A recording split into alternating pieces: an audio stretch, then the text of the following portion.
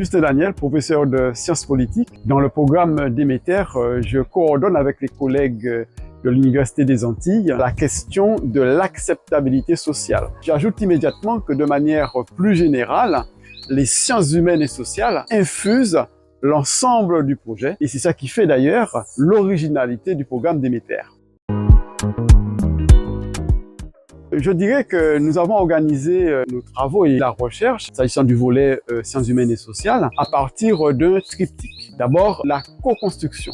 Nous refusons tout positionnement surplombant qui consisterait à dire ben voilà, nous avons trouvé des solutions, vous n'avez qu'à y adhérer. Non, nous pensons au contraire qu'il faut que la population puisse participer à l'élaboration de ces solutions. Ça permet, et c'est la deuxième caractéristique, l'adhésion, l'acceptabilité sociale, qui pour nous est extrêmement important. Troisième enjeu, c'est ce que j'appelle l'interaction des connaissances. La connaissance scientifique, l'expertise scientifique, ça fait partie d'un ensemble plus général de connaissances. On a bien vu tout à l'heure, il y a une expertise citoyenne. La perception que les citoyens ont des problèmes liés à la chlordécone.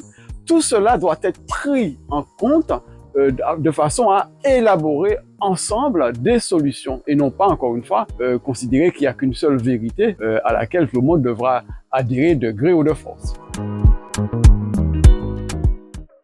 Nous avons mis en place un dispositif à triple détente. Aujourd'hui, nous nous sommes retrouvés avec les membres du groupe témoin qui constitue un élément central de notre dispositif dans l'objectif de co-construire, effectivement. La prochaine étape, ce sera une rencontre, un atelier même, je dirais, avec les parties prenantes, les différentes composantes de la société civile, mais pas seulement, puisqu'il y aura les décideurs, les institutionnels, les représentants de l'administration, bref, tous les acteurs qui sont impliqués dans la gestion de ce dossier. Et puis, se profile à l'horizon une troisième étape, l'échelle plus large, celle de la société globale avec les ateliers citoyens. À chaque étape, vous avez bien compris qu'il s'agit pour nous de mobiliser toutes les formes d'expertise, pas uniquement les expertises scientifiques, mais aussi les expertises citoyennes, les expertises des administratifs qui sont confrontés à la gestion du dossier, l'expertise aussi des décideurs, etc.